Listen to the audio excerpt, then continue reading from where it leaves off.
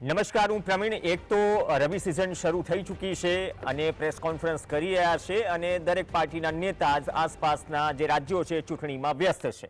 નેતાઓ ચૂંટણી પ્રચારમાં વ્યસ્ત છે, અધિકારીઓ જવાબ નથી આપતા. આ કદાચ કમ્પ્લેન મંત્રીશ્રીઓની અંદરખાને નેતાઓની, ધારાસભ્ય, સાંસદોની પણ છે. પણ આ તમામ વચ્ચે જે દેશ કૃષિ પ્રધાન કહેવાય છે એ દેશમાં જો કૃષિ વિભાગની એવી દયનીય હાલત હોય કે 50% સુધી, 80% સુધી જગ્યાઓ ખાલી હોય અને વર્ષોથી ભરતી ન થાય.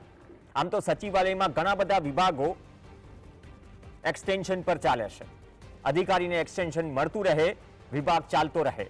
પરંતુ જ્યાં સુધી કૃષિ વિભાગની વાત કરીએ, કૃષિ પ્રધાન દેશમાં ગુજરાત અંગે બહુ સારી સારી વાતો થાય છે, પણ આ જ કૃષિ વિભાગમાં તમને એ ખ્યાલ નહીં હોય કે ખેતી નિયામકની જે કચેરી છે ગાંધીનગર, એમાં જે જગ્યાઓ ખાલી છે એ જગ્યાઓનું લિસ્ટ તમારી સામે છે. જે ખેતી નિયામક છે આમ તો એની જગ્યા સંપૂર્ણ રીતે ભરાઈ નથી, એ પણ ચાર્જમાં છે. સાંભળ્યું છે કે આવતા મહિને એટલે કે રાજીનામું મૂકી દીધું છે, 31 ડિસેમ્બર છેલ્લો દિવસ છે. જે અધિક ખેતી નિયામક છે એ ચાર્જમાં હતા 2 વર્ષથી વધુ સમયથી. એ જ સ્થિતિ સંયુક્ત ખેતી નિયામક, નાયબ ખેતી નિયામક, મદદનીશ ખેતી નિયામક અને ખેતી અધિકારીની છે. હવે આ આંકડા આરટીઆઈની સ્થિતિ એ છે, 1/1/2023ની સ્થિતિ એ છે. અલગ અલગ વિભાગો આવશે, આ એક આંકડો છે.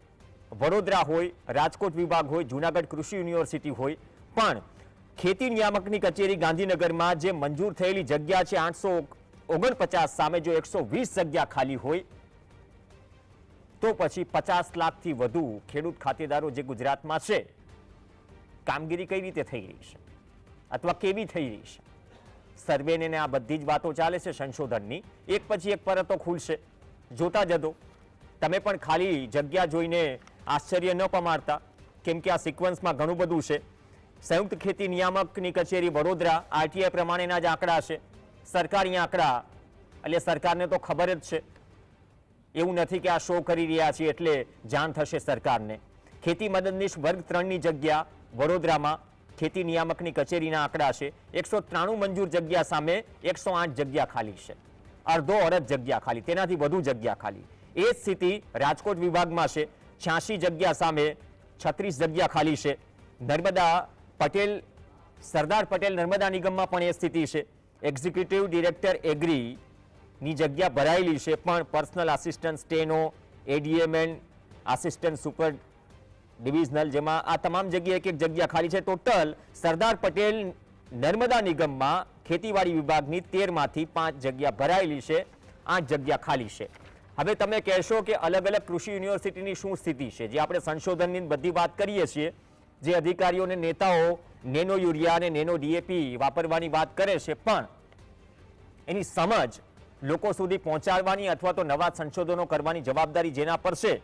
કૃષિ યુનિવર્સિટી જૂનાગઢની વાત કરીએ, 1/4/2023ની સ્થિતિએ જે સ્થિતિ છે, અને કૃષિ યુનિવર્સિટી જૂનાગઢની કૃષિ મહાવિદ્યાલય છે જે અલગ અલગ અમરેલી, પોરબંદર, જૂનાગઢ, 6 આચાર્યમાંથી 5 આચાર્યની જગ્યા ખાલી છે. નામ હતું એક સમયે જૂનાગઢ કૃષિ યુનિવર્સિટીનું, આજે પણ છે. બોલવામાં સારું લાગે, પણ 90% જગ્યા ખાલી છે. આમ તો 99 ગણી લો, એક જ જગ્યા ભરેલી છે. એટલે કે સચિવાલયમાં જે અલગ અલગ વિભાગ ચાલે છે એ પણ એક્સટેન્શન પર ચાલે છે. દાંતીવાડાથી લઈને નવસારીથી લઈને જૂનાગઢ કૃષિ યુનિવર્સિટી, આ તમામ કૃષિ યુનિવર્સિટી છે. છેલ્લા 20 વર્ષમાં નવા સંશોધન કેટલા થયા? 5000 કરોડની આસપાસ જે બીજ બુટલેગરો શબ્દનો ઉપયોગ થાય છે, એ આ બધો વેપલો છે. તો આ બધું આવે છે ક્યાંથી? હવે ટેકનિકલ વિભાગની જરા વાત કરી લઈએ. જૂનાગઢ કૃષિ યુનિવર્સિટી, પ્રાધ્યાપક, સહપ્રાધ્યાપક, મદદનીશ પ્રાધ્યાપક, ખેતી અધિકારી, ખેતી મદદનીશ, 168 મંજૂર જગ્યા છે, અડધાથી ઉપર ખાલી છે.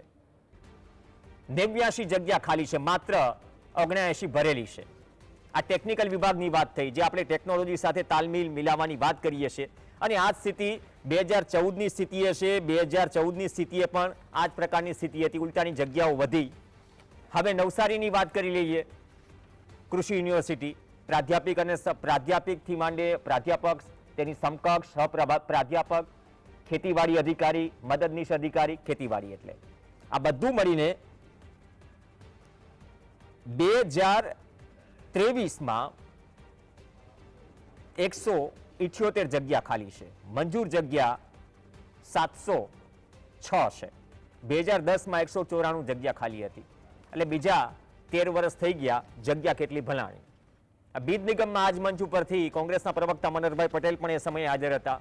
બીજ નિગમ જે બીજ બુટલેગરોનો ધંધો, ધીકતો ધંધો ચાલે છે, એ જ બીજ નિગમમાં 1/4/2022ની સ્થિતિએ મંજૂર જગ્યા 204 હતી, 56 માત્ર ભરાયેલી હતી, 148 જગ્યા ખાલી હતી. 48 કલાકમાં રાઘવજીભાઈ પટેલે પ્રેસ કોન્ફરન્સ કરીને કહ્યું કે ભરતી અમે બહાર પાડીશું અને જગ્યાની ભરતી કરીશું.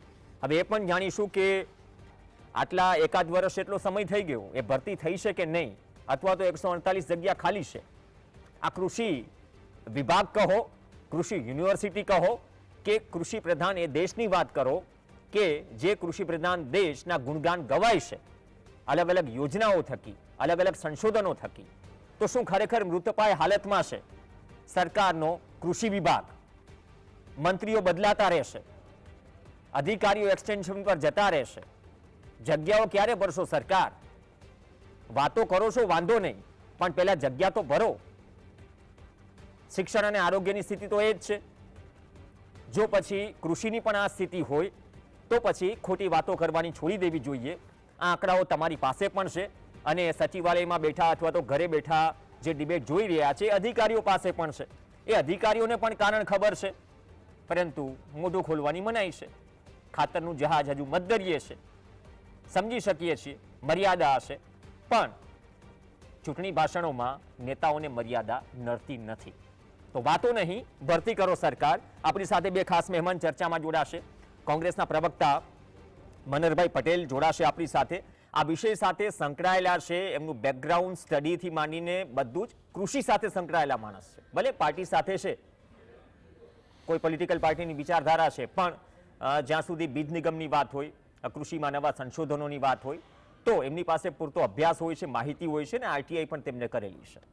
મધુભાઈ ધોરાજી આપણી સાથે જોડાશે, પૂર્વ કૃષિ અધિકારી. બંનેનું સ્વાગત છે. મનહરભાઈ, આપથી શરૂઆત કરીએ. વાતો નહીં, ભરતી કરો સરકાર. આ નવસારી હોય, જુનાગઢ હોય, આચાર્યની જગ્યા ખાલી, ટેકનિકલ વિભાગમાં જગ્યા ખાલી, કૃષિ વિભાગ આખું એક્સટેન્શન પર ચાલે. એમાં સાંભળ્યું છે કે જે ચાર્જમાં છે ખેતી નિયામક, એને તો રાજીનામું મૂક્યું છે. 31 ડિસેમ્બર આઈ થિંક છેલ્લી, હવે પુષ્ટિ કરશે કૃષિ વિભાગ. આ તો વાત સંભળાણી એટલે બોલી દીધી. તો શું આ જ ખાલી જગ્યાઓ સાથે ગુજરાતના જે 50 લાખથી વધુ ખેડૂતો છે અથવા ખાતેદારો છે, એ નવી ટેકનોલોજી પણ અપનાવશે, સંશોધનો પણ ધોધમાર વહી રહ્યા છે, એનો લાભ લઈ રહ્યા છે? ખરેખર આ સ્થિતિ છેલ્લા 20 વર્ષમાં કેટલી બદલાય? કેમ કે 2001થી આ પ્રકારની પરિસ્થિતિ છે. ભરાતી કેમ નથી કે ભરવી નથી? પ્રવીણભાઈ, સૌ પ્રથમ તો હું જીએસ ટીવીની તમારી ચેનલને અને આપને ખૂબ ખૂબ અભિનંદન આપીશ. કારણ કે આ પ્રશ્ન છે ને એ સીધો ફ્રન્ટ ઉપર ડાયરેક્ટલી કોઈને સીધો સ્પર્શતો નથી, પરંતુ આના જે પછવાડાના જે પાછળના જે પરિણામો જે છે એ આપણને દરની પરિસ્થિતિમાં મૂકે એવા છે, અને તમે એને સંશોધન કરીને બહાર કાઢ્યું છે. હું ઘણી વખત પ્રવીણભાઈ કહું છું કે આ દેશમાં 3 વ્યક્તિને જો તમે નિગ્લેક્ટ કરો કે તમે નજરઅંદાજ ન કરો તો તમારા દેશનું ભવિષ્ય બરાબર નથી. એક ખેડૂત ખેતરમાં ઊભો રહે ત્યાં સુધી જ આપણા સૌનું ભલું છે. એક સૈનિક એ સીમા ઉપર બેસે ત્યાં સુધી જ આપણે સુરક્ષિત છીએ, અને એક શિક્ષક જ્યાં સુધી વર્ગમાં રહે, વર્ગખંડની અંદર રહે, ત્યાં સુધી જ આપણા બાળકોનું ભવિષ્ય છે. એટલે ખેડૂતનું ભવિષ્ય, બાળકોનું ભવિષ્ય અને સમગ્ર દેશનું ભવિષ્ય આ 3 વ્યક્તિના હાથમાં છે. અને આ 3 વ્યક્તિ અને આ 3 બાબત, 3 તબક્કાને આ ભારતીય જનતા પાર્ટીની સરકારને, એમાં બેઠેલા આગેવાનોને ક્યારેય તે કોઈ સંવેદનાથી આને ચિંતા કરી અને આનો નિકાલ કેમ કરવો અથવા તો આને કેમ આગળ લઈ જવું એ બાબતમાં એ લોકોએ ક્યારેય કોઈ દિવસ અંદર નજર પણ કરી નથી. હું તમને એક વસ્તુ કહું, હું છેલ્લા 40 વર્ષથી ગુજરાત એગ્રીકલ્ચર યુનિવર્સિટી સાથે સંકળાયેલો છું. 40 વર્ષ થવા આવશે, અને 40 વર્ષ પૈકી આજની જે દરની પરિસ્થિતિ છે એનું મુખ્ય કારણ છે કે તમારી ગાડી ઉપર ડ્રાઈવર સીટ ઉપર તમે ડ્રાઇવિંગ કરનાર વ્યક્તિને તમે નથી બેસાડતા, અને ત્યાં કોઈક ત્રાહિત વ્યક્તિને બેસાડી દો છો, અને જે ગાડી અને જે અંદર રહેલા લોકોનું જોખમ થાય છે એ સેમ જોખમ કૃષિ યુનિવર્સિટીનું છે, સેમ જોખમ ખેતીવાડી ખાતાનું છે, અને સેમ એવું જોખમ તમામ ડિપાર્ટમેન્ટનું છે. તમે જે વિસ્તરણ ની વાતો કરી, તમામ ડિપાર્ટમેન્ટની વાત કરી, હું શબ્દશઃ સંમત છું કે આજે હું તમને કહું, ગુજરાત એગ્રીકલ્ચર યુનિવર્સિટીના પ્રિન્સિપાલ વગરની કોલેજ ચાલે અને જે રીતે ખેતીવાડી ખાતાના નિયામકની પોસ્ટ એ સૌથી મોટી પોસ્ટ છે, એને નિયામક ઇન્ચાર્જ 2 વર્ષથી છે, એમ એનું ખેતીવાડી ખાતું ચાલે. એટલે એમને સાહેબ જે વાત જે સાંભળી છે કે ડિસેમ્બરમાં એને પણ રાજીનામું મૂકી દીધું છે, તો હવે તો 3ની જગ્યાએ 2 હતા, 2ની જગ્યાએ તો 1 થઈ જશે. હજી ભરતી નહીં થાય કે કંઈક આયોજન કરી રાખ્યું નહીં પ્રવીણભાઈ, એના કરતા દયનીય પરિસ્થિતિ, એ પણ બધા ઇન્ચાર્જ હતા. એને આ સરકારને કોઈ કાયમી ઓફિસરને મૂકવાની માનસિકતા નથી, આ એનું પરિણામ છે. અને બીજું, હું અને તમે જે ચર્ચા કરીએ છીએ એ ચર્ચા માટે એ લોકો સભાન અવસ્થામાં નથી. રાઘવજી પટેલ હોય કે કોઈ પણ ખેતીવાડી ખાતાનો ઉપરી અધિકારી હોય કે મંત્રી હોય કે મુખ્યમંત્રી હોય, એને ગુજરાતની સ્થળ જમીન પરિસ્થિતિની ખરાબ દયનીય પરિસ્થિતિ બની રહી છે અને એના માટે ખેતીવાડી ખાતું જવાબદાર છે, યુનિવર્સિટી જવાબદાર છે, એ નથી ખબર? ખબર છે. શુદ્ધ બુદ્ધિની અંદર આ કામ ચાલી રહ્યું છે. અને આપણે સૌ બીજ નિગમ હોય, જીએલડીસી હોય, સીડ સર્ટિફિકેટ એજન્સી હોય કે ખેતીવાડી ખાતું હોય, તમે 4 તબક્કા સીધા ખેડૂતના ખેતરને સ્પર્શે, સીધા ખેડૂતના ખેતરને. અને છતાં પણ એની અંદરથી બીજ નિગમની અંદર તો માત્ર અત્યારે હું છેલ્લી માહિતી લઈ 30 કર્મચારી કામ નથી કરતા. 30. એક મિનિટ, જે લાસ્ટ ટાઈમ આપણે ડિબેટ કરી હતી ત્યારે 56 એ સમય, હા 56 આજે ભરેલા 30 હતા. નથી. તો રાઘવજીભાઈ તો જાહેરાત કરી હતી વહેલી તકે ભરાઈ જશે. 148 જગ્યા ખાલી છે, 2004 મંજૂર મહેકમ છે, તો 56 માંથી પણ ઘટી ગયા છે. હા પ્રવીણભાઈ, 30 રહ્યા છે, એ તમને કારણ કહું, એ 30 પણ કેવા છે. દાખલા તરીકે હું તમને સિહોરની અંદરનું સ્ટેશન આપું તો ત્યાં ઓન વેબસાઇટ ઉપર તમે સર્ચ કરજો, 2 કર્મચારીનું નામ નીકળશે, એમાં એકય ટેકનિકલ નથી, એક ક્લાર્ક છે ને એક એડોગ ઉપર છે. સાહેબ, ત્યાં છતાંય 10 કરોડ રૂપિયાના ખર્ચે બિયારણનું ઉત્પાદન થાય છે. કોણ કરે છે? કઈ રીતે કરતા હશે? તમે એક વિચાર તો કરો, 5 વીઘાના ખેતરની અંદર 5 માણસોને કામ કરે ત્યારે 5 વીઘાનો ખેડૂત છે કે 2 પાંડર થાય છે. આજે હું તમને કહું, 10 કરોડનો ટર્નઓવર કરનારી એક સિહોર શાખા ખાતેની ત્યાં આગળ 2 કર્મચારી નથી. હું તમને આનું આખું તમને મિકેનિઝમ કહું ને, આ લોકોની ક્રોનોલોજી કહું. સાહેબ, નથી પાણી આપવું, નથી વીજળી આપવી, નથી પાક વીમો આપવો, નથી ભાવ આપવો, નથી કોઈ પ્રકારની સુરક્ષા આપી, જીએસટીના તગડા રેટ લગાવો, આ બધું કરે છે. છતાંય તે તમે વિચાર કરો, 25 વર્ષથી આ સરકારનું પાંદડું કોઈ હલાવી શકતું નથી. એનું કારણ છે કારણ કે ખેડૂત છે એ સંગઠિત નથી અને રાજકીય પક્ષમાં પક્ષાપક્ષીની અંદર ખેડૂત ચીપીચાઈ જાય છે. અને જાહેર જીવનના લોકો જે ભારતીય જનતા પાર્ટીમાં બેઠા છે એને બરાબર ખેડૂતની નાડ પારખી લીધી છે કે ખેડૂતનું અમે અધપતન કરી નાખશું ને તો પણ ખેડૂત ઊભો થઈને બહાર આવ્યું નહીં કે અમને બાપા તકલીફ બહુ પડી છે. આ વાસ્તવિકતા છે.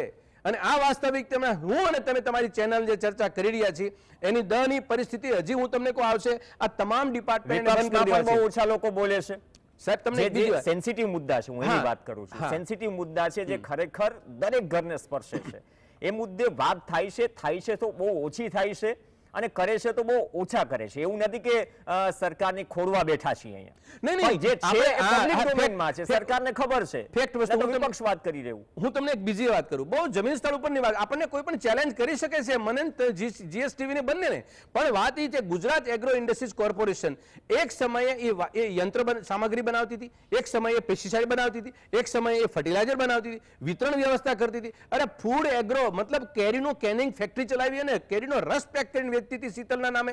આવી બધી પ્રવૃત્તિ કરવા પાછળનું કારણ શું હતું કે ઉપભોક્તાને જે છે એ સારી ક્વોલિટીની ગુણવત્તા મળે, એને પાક મળે, એની વસ્તુ મળે અને ત્યાં આગળ કામ કરનારો કર્મચારી છે આપણે રોજગારીના પ્રશ્નો સોર્ટ આઉટ થાય. સાહેબ, આજે ગુજરાત એગ્રો ઇન્ડસ્ટ્રીઝ કોર્પોરેશન પાસે ખતમ, બીજ નિગમ ખતમ, જીએલડીસી ને તાળા મારી દીધા. જ્યાં ભ્રષ્ટાચારનું બદબુ આવી ત્યાં આગળ પગલા લેવાને બદલે તાળા મારવાનો ધંધો કર્યો છે. એટલે અધપતન ન થાય બીજું શું થાય? ઓકે, મધુભાઈ ધોરાજીયા, આ બધી જગ્યાઓ ખાલી છે, સરકારને પણ ખબર છે, સચિવાલયમાં બેઠેલા ચા પીતા ડિબેટ જોઈ રહેલા તમામ અધિકારીઓને પણ ખબર છે. હમણાં એક ગુજકો મહસૂલનો અમદાવાદમાં મોલ ખુલ્યો.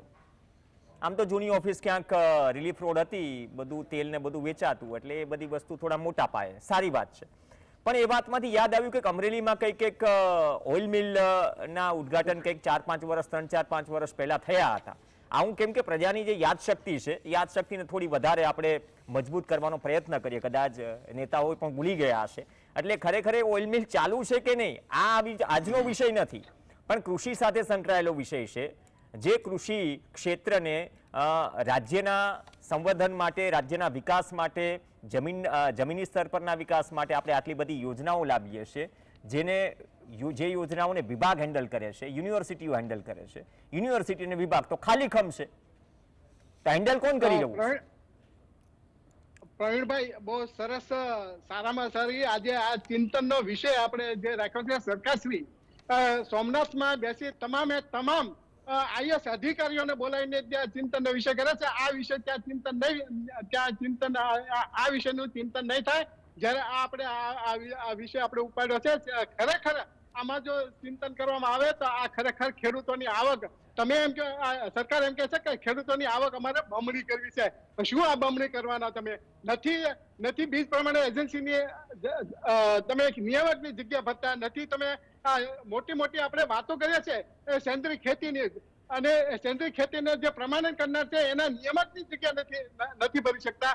અને જે જગ્યા વાઇસ ચાન્સેલર જે સેન્દ્રીય યુનિવર્સિટી છે એ એમ કહેવાય છે કે સેન્ટ્રલ યુનિવર્સિટીના વાઇસ ચાન્સેલર એ પણ આજે ગેરકાયદેસર ભર્યા હોવાના આજે અહેવાલ આપણે જોઈ રહ્યા છીએ. આ શું કરે છે?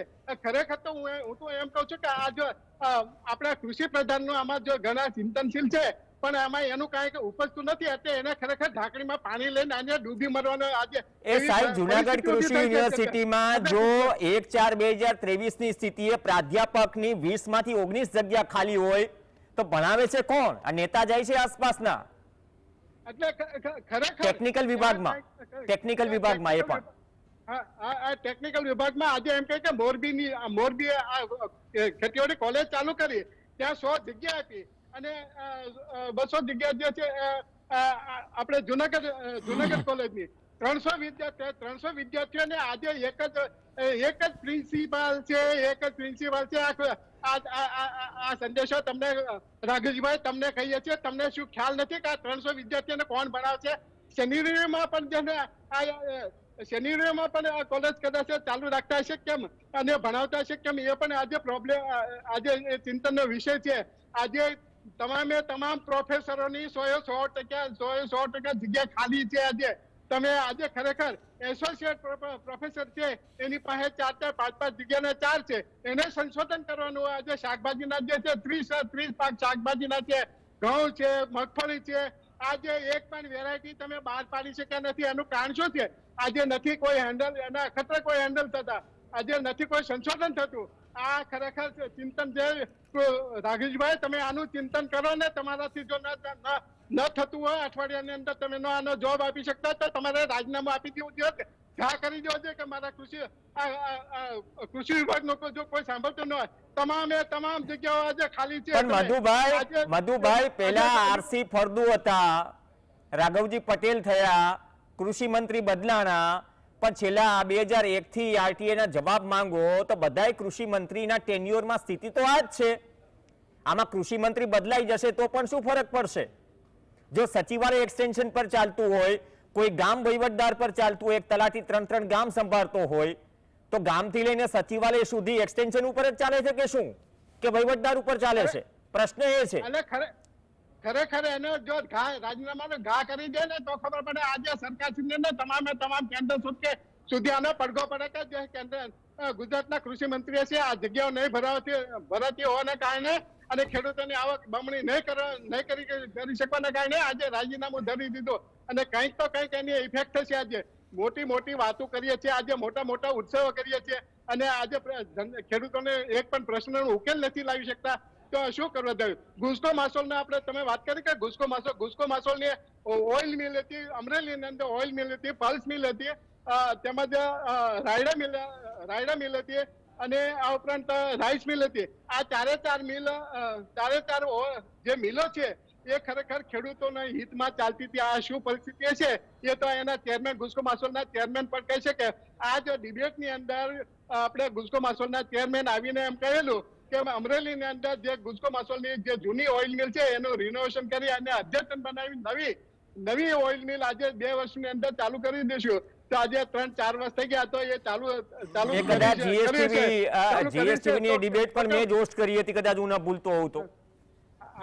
જે દરમિયાન ગુસ્કો માસોલના ચેરમેને આ વાત કરી હતી ઓન પેપર. પણ મનરભાઈ જે આ ઓઇલ મિલની વાત કરી રહ્યા છે, અહીંયા પ્રશ્ન જે આવક ડબલ કરવાની વાત તો મોદી સાહેબે કહે છે, 2022 બાદ આવક ડબલ કરવાનો નારો અત્યારે કટેંગે બટેંગે ને એક રહેંગે ને બધું ચાલે છે, એમને મુબારક પોલિટિકલ પાર્ટીઝને. પણ આજનો વિષય થોડો જુદો છે. હવે કૃષિ મંત્રી બદલાયા પણ વિભાગની સ્થિતિ તો નથી બદલાઈ ને. કદાચ કૃષિ મંત્રી બદલાવાથી, કોઈને બદલી નાખવાથી, સરકાર બદલવાથી, મંત્રીઓ બદલવાથી જો ફરક પડી જતો હોય તો છેલ્લા 15 વર્ષમાં ફરક પડી ગયો હોત.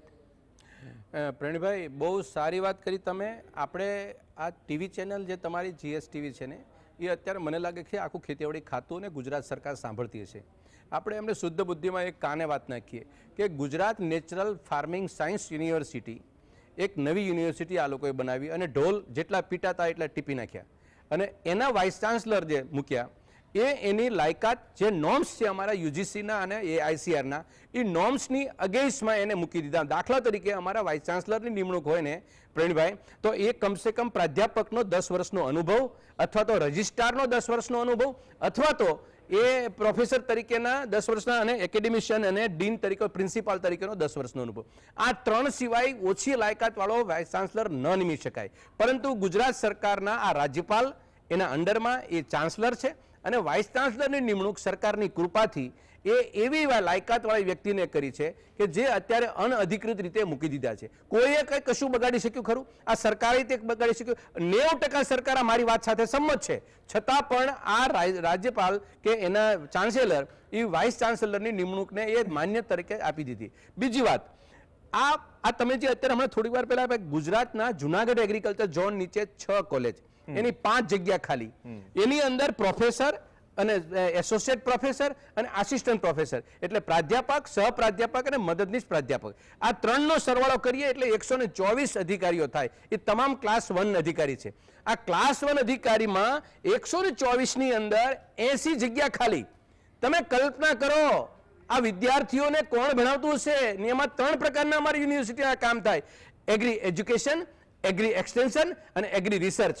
આ 3 પ્રકારના કામ કરવા માટે 124 પૈકી 80 જગ્યા ખાલી. એટલે શું રિસર્ચ કરતા હશે, શું સંશોધન કરતા હશે કે ભણાવતા હશે, કે શું એક્સટેન્શન કરીને ગામના ખેડૂત સુધી પહોંચાડતા હશે? સાહેબ, દયનીય પરિસ્થિતિ છે.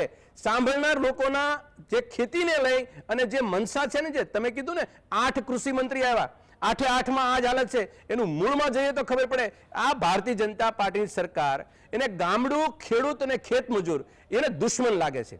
એના કારણે એને એક સરકાર ખેડૂત વિરોધી, ખેતી વિરોધી અને ગામ વિરોધી છે. એટલા માટે તમે તમામ તબક્કામાં તમે જુઓ જે નવા આયામ પાયામ કર્યા એમાં તમને ખેડૂતને છેલ્લા તબક્કાને કોઈ ફાયદો નથી. 25 વર્ષનો સરવાળો કર્યો, 9 કૃષિ મંત્રી ગયા, 9 ઠાવકાઈથી કોલર ઊંચા કરતા હતા. અમે ખેડૂતના દીકરા છીએ અને ખેડૂતના દીકરા તરીકે તમે સૌથી મોટું પાપ કર્યું.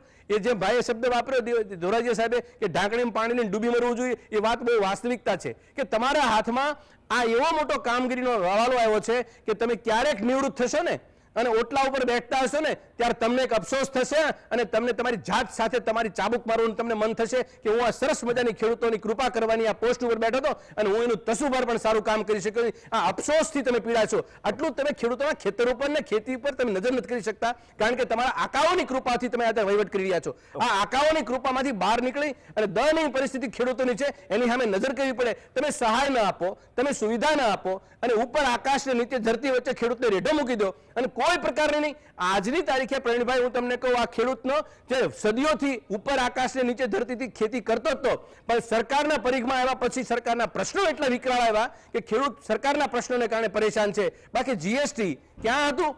આ કોણ લાવ્યું? 8%થી 5%થી માંડીને 18% સુધી GST કોને લાવ્યું? પાક વીમો હતો, કેમ બંધ કર્યો? તમે જે સુવિધાઓ હતી એ પણ બંધ કરી દીધી. ખેડૂતને અપાતું હતું એ બંધ કરી દીધું. ખેડૂતની સુરક્ષા બંધ કરી દીધી. આજની પરિસ્થિતિ સાહેબ, ખેડૂતને ખેતરમાંથી મુઠ્ઠી વાળીને ભાગવાનો સમય આવ્યો અને એ જ એનું લક્ષ્ય છે કે તમે ખેતી ખાલી કરો, અમારા કોર્પોરેટ માફિયાઓને ખેતીને હવાલે કરવાની છે અને તમને ખેડૂત મજૂર બનાવવાના છે. આ મનસાની જે કામ કરી રહી છે સરકાર. કૃષિ સંશોધન થાય અને કદાચ થોડું કોર્પોરેટ કલ્ચર કે એ પ્લેટફોર્મ પણ ઊભું થાય એગ્રી પ્રોસેસિંગ યુનિટથી લઈને, એમાં કોઈ વાંધો ન હોઈ શકે. પણ જ્યાં સુધી મૂળ જે પાયા ની વાત છે મરી જાય ને જગ્યાઓ ખાલી હોય. આ તો એવું થયું કે PM પ્રધાનમંત્રી ફસલ બીમા યોજના પશ્ચિમ બંગાળની સરકાર નકારે તો એન્ટી નેશનલ કહેવાય છે રાજ્ય પશ્ચિમ બંગાળની સરકાર. હવે એ જ કિસ્સામાં જો 2020થી ગુજરાત આ યોજના નકારી રહ્યું છે, માળીએ ચડાવી રહ્યું છે, તો ગુજરાત માટે કયો શબ્દ વાપરશો? શું ગુજરાતની અસ્મિતાને શોભે છે? શોભે તો આ પણ નહીં જે તમે આરામથી એસી ઓફિસમાં બેઠા બેઠા આ આંકડા ફંફોડો છો. તમારા હાથ વગા છે, રાહ એની જુઓ છો. અપેક્ષા રાખીએ, અપેક્ષા તો તમામ કૃષિ મંત્રીઓ પાસે પણ રાખી અને આંકડાકીય માહિતી છે અને સરકારની જ માહિતી છે નસીબદાર કે સરકારે આ માહિતી આપી તો પણ ઘણા બધા કિસ્સામાં માહિતી મળતી પણ નથી, પણ એના માટે સરકારનો ધન્યવાદ. પણ હવે માહિતી છે તો ભરતી કરો. વાતો બહુ થઈ, ભરતી કરો સરકાર. ધન્યવાદ મધુભાઈ ધોરાજીયા અને મનોહરભાઈ પટેલ ચર્ચામાં જોડાયા. આ સાથે ચર્ચામાં હાલ બસ આટલું જ. નમસ્કાર.